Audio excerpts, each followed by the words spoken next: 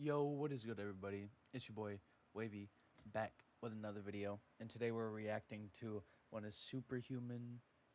My bad, I read it wrong. Superman clone is done right. And it's by Jivo or Javo. I'm sure he'll correct me somewhere in here because a lot of them be like saying the names in here and stuff like just like as a line or something. But let's get into the react. All his links will be in the description. Type shit. Let's get it.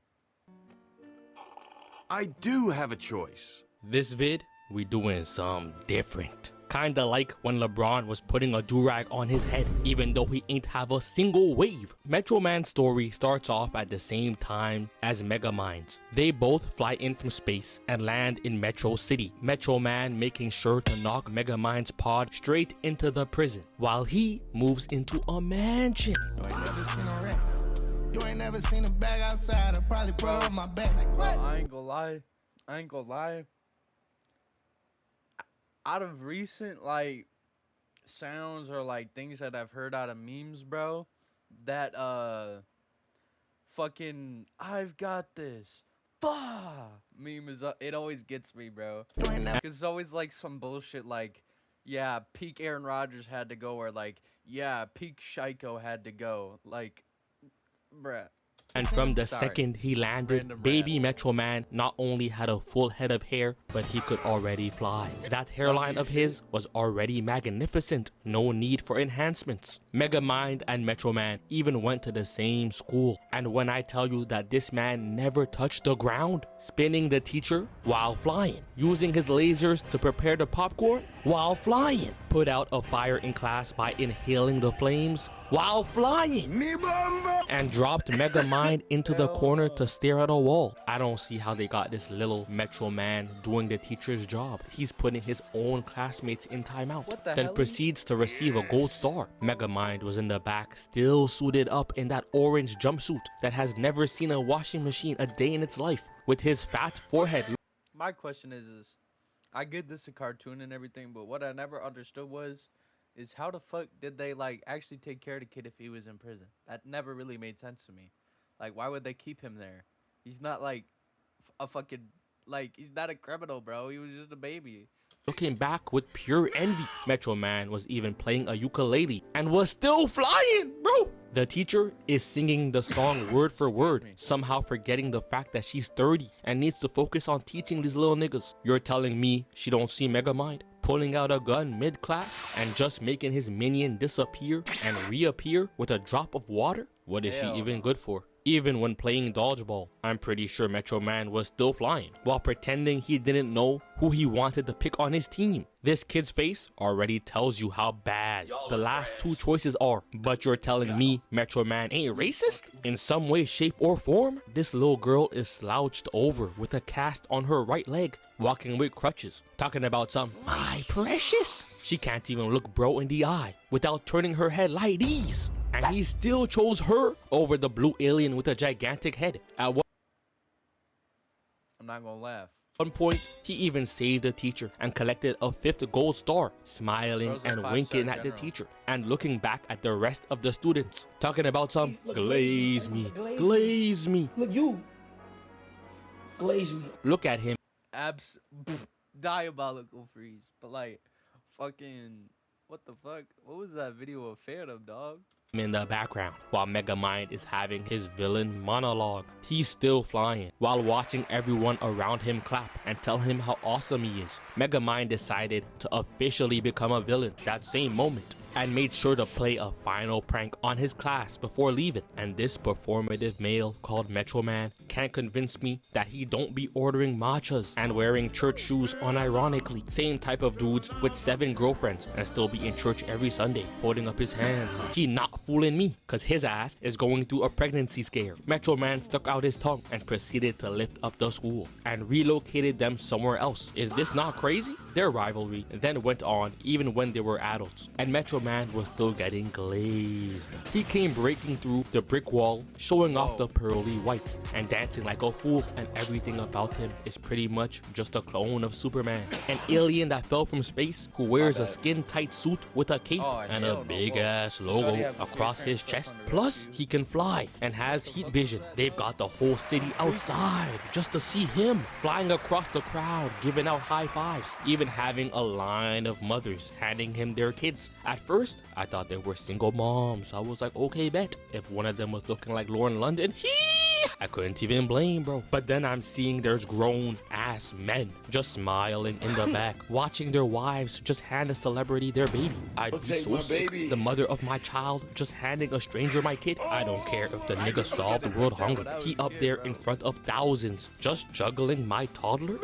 Using my kid as a circus act? Tossing the kid back into my wife's hands? Look at this dumbass, smiling and clapping. Ain't nothing funny about this, bro. Your wife is going. Threw the second kid who got caught upside down, kissed the black kid for good PR, and launched the baby into the stroller. The city would hate me. They getting sued for every dollar they've got. And then when they passed Metro Man the mic and let him get his sad motivational moment, it's time we get serious.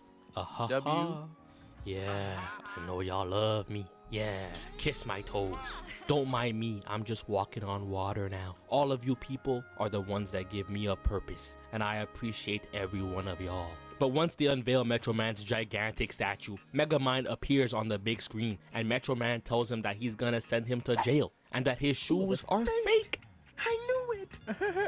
I knew. Megamind had to show off the feet. They may look like dog shit, but don't get it twisted. They Balenci. And shows that he kidnapped Roxanne for the 50th time. And Roxanne thought she was smart, so she told Metro Man that they were at the observatory. So Metro Man flew up into the sky to get a good look and saw the observatory and dives down, flying towards it, just for him to enter the spot and realize that he got bamboozled. And that's when Megamind presses a button and shows Roxanne the view, saying that they were hiding in a fake observatory that he built, and made sure to FaceTime his best friend Metro Man to say that he's about to be blasted by the full concentrated power of the sun. But as you can see by his face, the beam was taking mad long. Turns out that the sun needed some time to warm up, kinda like when I put food in the microwave, and after 3 minutes, somehow the food is still freezing cold while the plate is burning my hands. This don't make no sense. Metro Man started trying to fly out the observatory and was saying that he can't break out because copper is his weakness and it drains his powers. Megamind was mad confused. If I throw this nigga a penny, he gon' suffer? Really? And the beam finally shoots and blows up the observatory, and a skeleton with a cape fell out the sky, meaning that Metro Man was killed. And the rest of the movie is just Megamind realizing that as a villain, not having an enemy was boring. Kinda like when Joker got mad when Batman's identity was revealed to him, took away the fun and the mystery. So Megamind had the idea of making his own enemy. He was suffering from success. He wanted to create his own problems, trying to recreate Metro Man's powers to then give those powers to a regular dude, turning him into a hero to fight Megamind. So after this whole debacle happens, the diffuser gun accidentally went off and ended up hitting the camera guy that worked with Roxanne. And after spending some time convincing Hal that he was some space godfather on some... I'm gonna make him an offer again. Wait, hold on. Who... I forget who voiced that redhead guy in the... I think it was Jonah Hill. I refuse. He kept up that whole charade to help train Hal, but Hal was only interested in becoming a hero, cause he's seen that the hero always gets the pum pum, and he wanted Roxanne by any means. So when she told this man that she wasn't interested in his double chin, instead of hopping on a treadmill, he retired from being a hero that same day. Megamind was getting ready for his big day, the day where he would finally fight Titan and have a new arch nemesis, ready to show off the new drip to the world. But Titan never showed up. So Megamind broke through the wall and found Hal locked in his room playing video games and pointing at the door. His bald blue head top could have just walked in like a normal human being. And that's when he looks over and sees that Hal robbed a few banks and upped his liquidity. That cash, that green, his investments are about to go stupid. So they get Titan fired up and ready to box. Megamind showed Hal that everything was all a lie. So Titan started spazzing. Bro couldn't believe it. It was all a lie? No shit. Oh my God, it's Albert Einstein. It's Albert Einstein. Oh my God. And knocked Megamind on his back, but managed to get up and hit Titan with the sophisticated backhand to send him swimming under the concrete. And they started playing hide and seek, tiptoeing across the street behind him, showing up, tapping his shoulder, punching him into the distance, into a wall with a chopstick in his nose, flying back out, chasing after Megamind, and getting hit with a light pole right across the balls, legs in the air, toes curved inwards, with a sign in the background talking about some, "We only need 2 minutes to lube you." Nigga, you gay. Titan pushes Megamind away, picks up a light pole of his own, and they start fencing, showing off the swordsmanship. Let me make sure I'm subbed to this guy. Yeah. Megamind is just trolling, while Titan is losing his mind, pushing him back, tripping him up, and sending him flying through the air, looking up at the beautiful blue sky, and sends him right back down, crumbling through a whole building, level by level, breaking through the glass to grab Am I a weeb? Because I know that that bass boosted sound was the sound of the Crimson Moon move from Fire Force. Through a whole building, level by level, breaking through the glass to grab Megamind by the collar, but Megamind was ecstatic.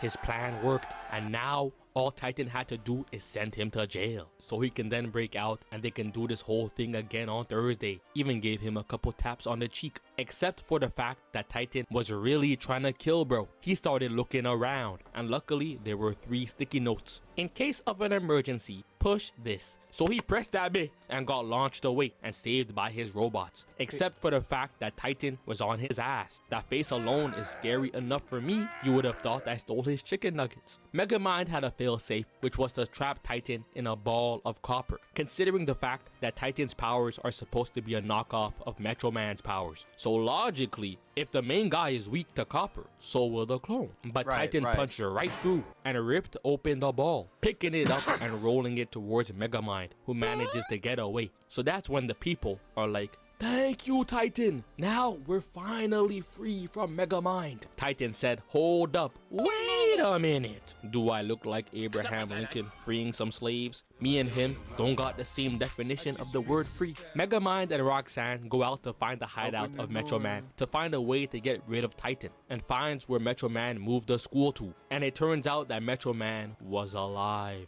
walking around in a robe, eating a sandwich. Megamind was so confused, he started touching bro's face and beard, just to make sure it was really him. And Metro Man explains that he got tired of being a superhero and acting like Megamind was really some sort of comp. He a bum. That day, when Megamind kidnapped Roxanne, he wasn't feeling it for real. So he got kinda sad and used his super speed to open up the door and go clear his head. And that's when he realized that he was tired of the Superman storyline, where the fake Lois Lane gets kidnapped every single day. And what makes this scene so tough is this man not only managed to go over to where Megamind was, but even took the time to sit in the park, play with a kite, speed over to the library to read some motivational books, even getting some to eat, and looking over the crowd, getting the idea to fake his death. And at the beginning of the movie, you can see when the camera footage on the screen flickers, which is the exact moment that Metro Man used his super speed. And when the beam hit the observatory, this man... I ain't gonna lie, bro. The fact that he picked that up, kind of calm.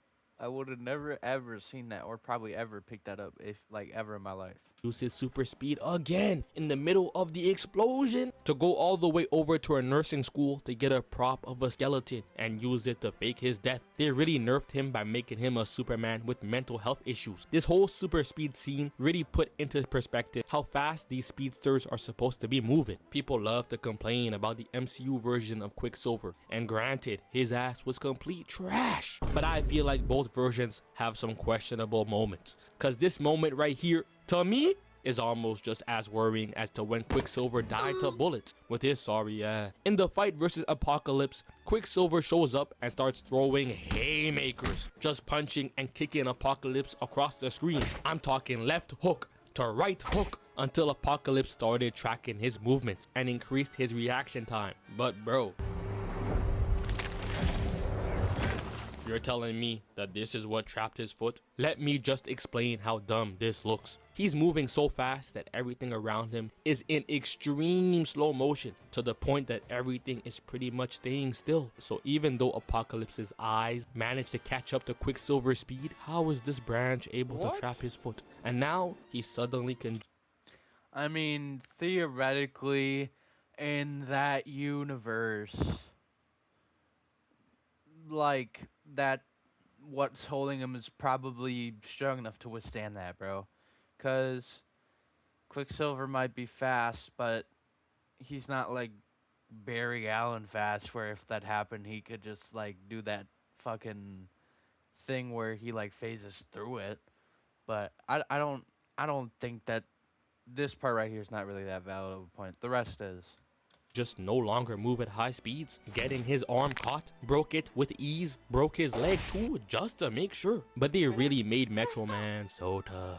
When Hal flew down and kicked a whole bus in Roxanne's direction, Megamind got the idea of pretending to be Metro Man, and Metro Man's presence alone had Hal shaking in his tights. And when he got caught, he started begging for his life and flew away immediately, saying that he would never come back. He ain't even tried to throw a punch or none. He only came back cause he realized that it couldn't have been Metro Man and saw that it was Megamind and ate 2 punches for breakfast. That's what they call eggs and bacon. Megamind did win the fight though at the end of the day, but the writing for Metro Man was peak. Alright, I appreciate y'all watching. Everything will be in the description. Make sure you sub to this, man. I low-key love this video, bro, so see y'all later.